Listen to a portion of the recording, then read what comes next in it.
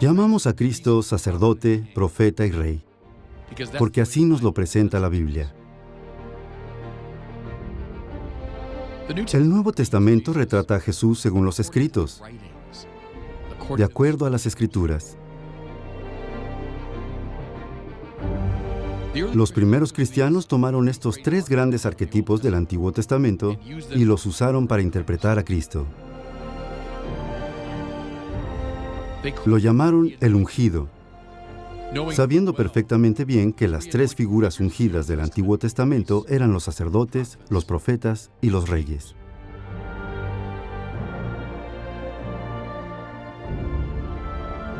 Por lo tanto, si queremos entender a Jesús de modo profundo y bíblico, debemos aceptar estas categorías.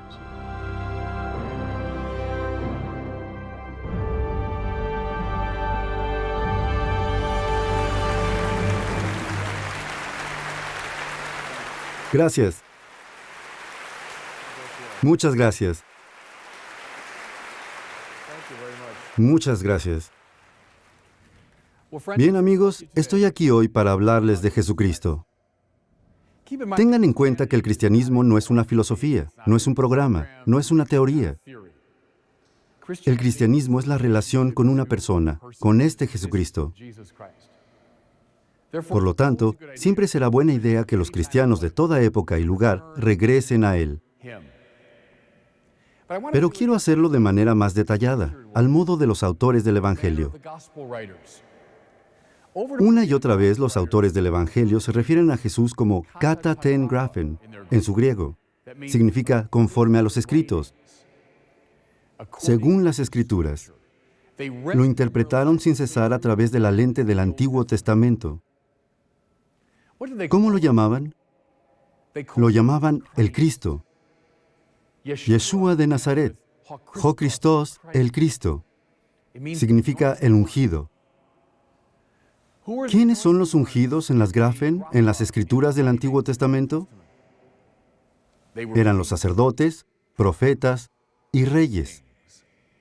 Por lo tanto, al llamarlo Cristo, estaban diciendo, este es el sacerdote definitivo, el profeta definitivo, el rey definitivo. Cuando yo era estudiante en París hace muchos años, solía dar visitas guiadas en la Catedral de Notre Dame. Adoro las iglesias góticas. Bien, el rey de las visitas guiadas por catedrales góticas era un hombre llamado Malcolm Miller, que daba visitas guiadas en Chartres, la más grande de todas las iglesias góticas. Malcolm Miller llegó a Chartres de joven para hacer investigación para su doctorado. Nunca se marchó. Y toda su vida ha estado explicando Chartres a turistas de habla inglesa. En una de esas visitas guiadas, yo estaba allí con él, y estábamos parados justo en el centro de Chartres, justo donde la nave se cruza con el transepto. Dijo, miren este rosetón, y miramos hacia allá. Dijo, hay ahí toda una serie de Cristos del Antiguo Testamento. Lo que quería decir eran figuras ungidas, sacerdotes, profetas y reyes. Dijo, miren ahora este rosetón, donde verán una representación de Cristo Jesús, el sacerdote, profeta y rey definitivo. Debemos interpretar esa ventana a la luz de esa otra ventana. Lo que estaba haciendo era mostrarnos cómo en vidrio los medievales estaban expresando lo que expresaron los autores del Evangelio. Y bien, en el transcurso de esta mañana, voy a seguir el método de Malcolm Miller. Voy a leer a Cristo a la luz de los Cristos del Antiguo Testamento. Bien, hay un beneficio para todos nosotros, porque cada persona bautizada aquí presente es un Cristo. Cada persona bautizada ha sido crismada, ungida. A través del bautismo nos hacemos partícipes en Cristo, de modo que compartimos sus oficios de sacerdote, profeta y rey. Cuanto más entendamos a Jesús bajo esta categoría, más llegamos a entendernos a nosotros mismos. Empecemos ahora con los sacerdotes. ¿Quién es sacerdote en el Antiguo Testamento? Un sacerdote es alguien que realiza un sacrificio. Y los sacrificios, ya sea para dar gracias o como expiación, siempre eran intentos de unir lo divino con lo humano. El sacerdote era alguien que unía a Dios y a los humanos. Era un reconciliador, un unificador. Si eso es cierto, ¿quién fue el primer sacerdote? Y aquí sigo no solo a los padres de la iglesia, sino incluso a los rabinos que les precedieron. ¿Quién fue el primer sacerdote? Fue Adán, antes de la caída. Es algo peculiar. Adán no realizó ningún sacrificio, pero aquí está lo curioso. Según los rabinos y los padres de la iglesia, toda su vida fue una vida sacerdotal. ¿Por qué? Porque Adán, antes de la caída, caminaba en fácil compañía con Dios. ¿Conocen esa gran imagen del libro del Génesis cuando Adán camina con Yahvé en el frescor de la tarde? Es la mejor hora del día para la gente del desierto, el frescor de la tarde. Significaba que Adán caminaba en fácil amistad y compañía con Dios. Esto tenía un significado, y aquí me voy a basar en el Papa Benedicto. El Papa Benedicto nos dio la etimología de la palabra adoración, de la palabra latina adoratio, ad ora. ¿Saben lo que significa? Significa de boca a boca, ad ora, a la boca de. En el comienzo del Cantar de los Cantares, oímos que me bese con los besos de su boca. Bien, es un poema de amor, pero la gran tradición también lo interpretó como la canción del alma cantándole a Dios.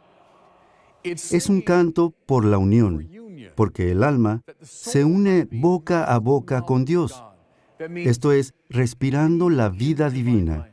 Es decir, perfectamente alineados con Dios, todas nuestras facultades alineadas con los poderes de Dios. Ese era Adán antes de la caída. En la postura de adoración, justa veneración si quieren. Bien, amigos, si quieren una pista, una clave para leer toda la Biblia, está justo ahí. La Biblia trata de la justa veneración. ¿Qué quiere Dios para su pueblo por encima de todo? Quiere que lo veneren correctamente. ¿Por qué tiene complejos y necesita que lo alabemos? No. Pues aunque no necesitas nuestra alabanza, oímos en la liturgia, tú inspiras y haces tuya nuestra acción de gracias. Así que Dios no necesita que lo alabemos. Pero escuchen, nosotros necesitamos alabar a Dios, porque en ese gran acto nos alineamos con Dios. En la postura de adoratio, alineados con Dios, nos reconciliamos con Él, ¿verdad? Cilia significa pestañas.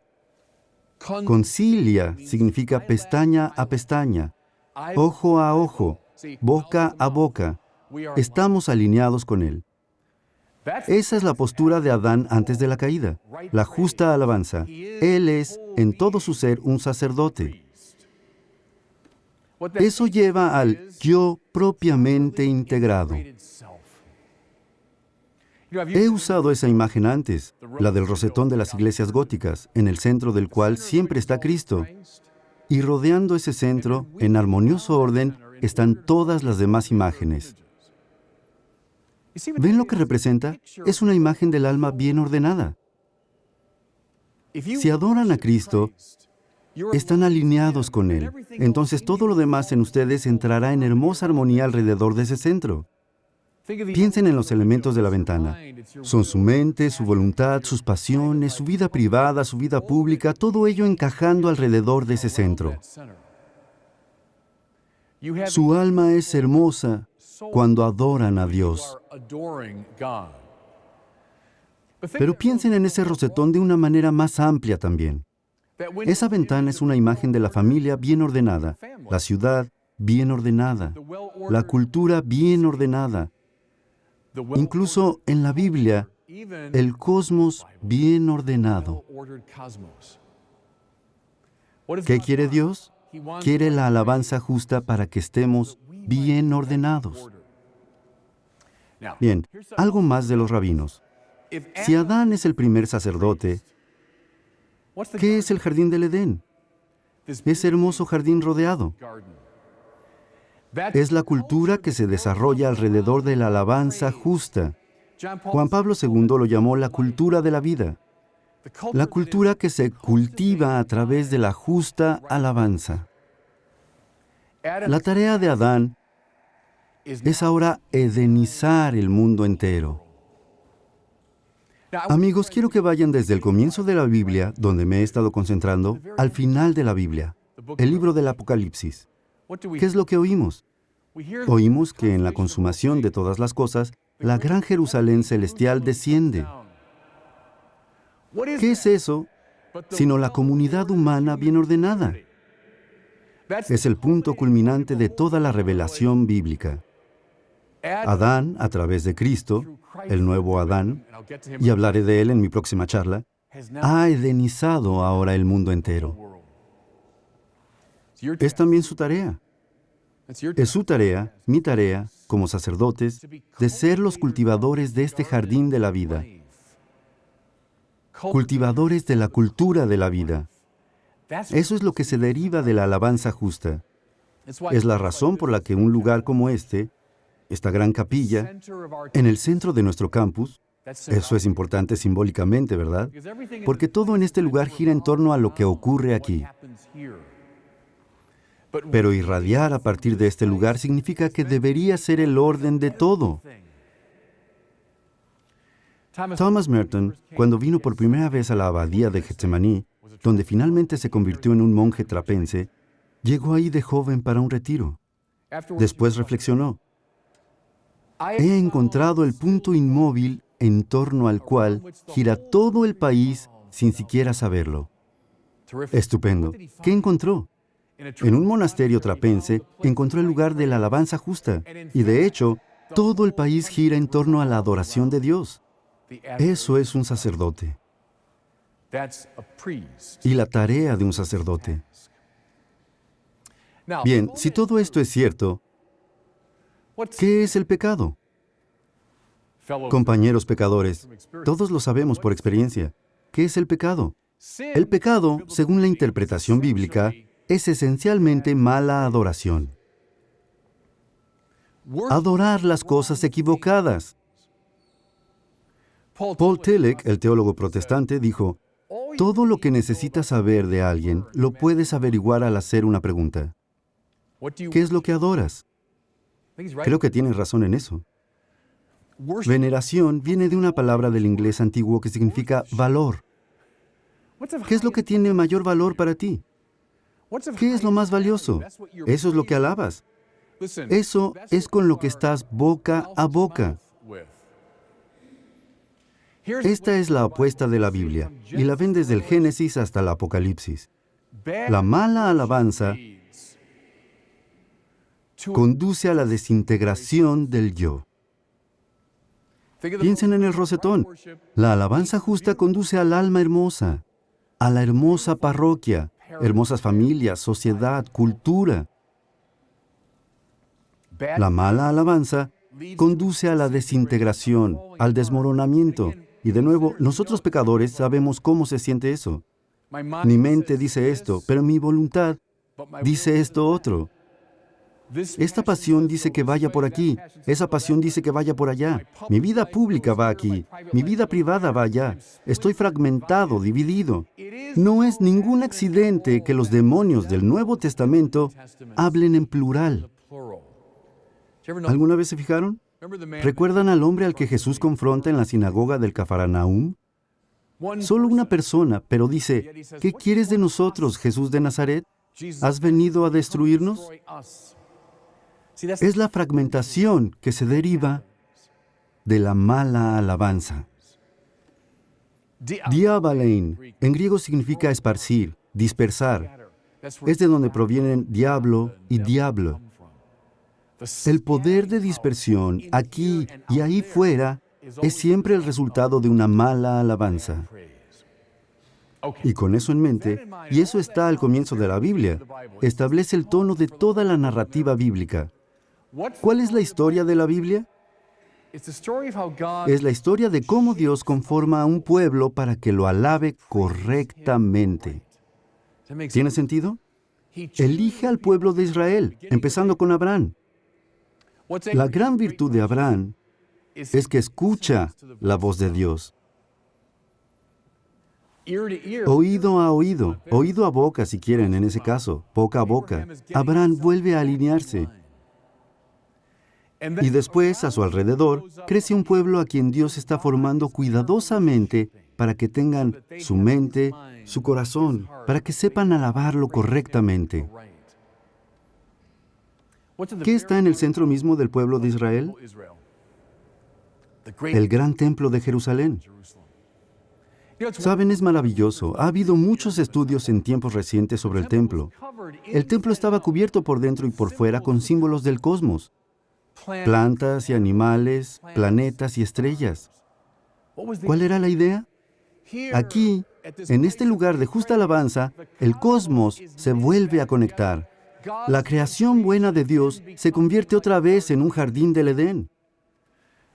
Isaías dice, Monte Sión, el verdadero polo de la tierra. Eso significa donde está el templo, el Monte Sión. Allí suben todas las tribus del Señor. ¿Ven cómo Israel está siendo conectado de nuevo en el lugar de alabanza justa? Bien, amigos, ¿qué pasó en el templo de Jerusalén? Aquí hay una pista. Dicen que se podía oler el templo antes de verlo a medida que uno se iba acercando. Porque lo que ocurría ahí durante 1000 años eran sacrificios. Sacrificio. Los sacerdotes hacían sacrificios para Yahvé. Bueno, repito, ¿porque Dios lo necesita? No, Dios no necesita nada. Los sacrificios eran una expresión del deseo de la gente de reconciliarse con Dios, de estar de nuevo boca a boca. Ustedes dirán, bueno, pero ¿por qué se sacrificaban animales? ¿Por qué tenían que hacer eso? Este es el principio bíblico, se los aseguro. En un mundo que va mal, nuestro mundo, no hay comunión sin sacrificio. ¿Tiene sentido? En un mundo que va mal, nuestro mundo está desequilibrado, está lleno de mala alabanza, está lleno de gente, familias y sociedades desintegradas. En ese mundo, alinearnos correctamente con Dios hace daño. Apuesto a que hay jugadores de golf entre ustedes. Si han estado usando el palo de golf de manera incorrecta durante mucho tiempo, ¿cómo vuelven nuevamente a alinearse? Con dolor. Es la respuesta. Yo mismo lo he experimentado. Si lo han hecho mal durante años y años, volver al plano adecuado significa que hay que pasar por muchas contorsiones.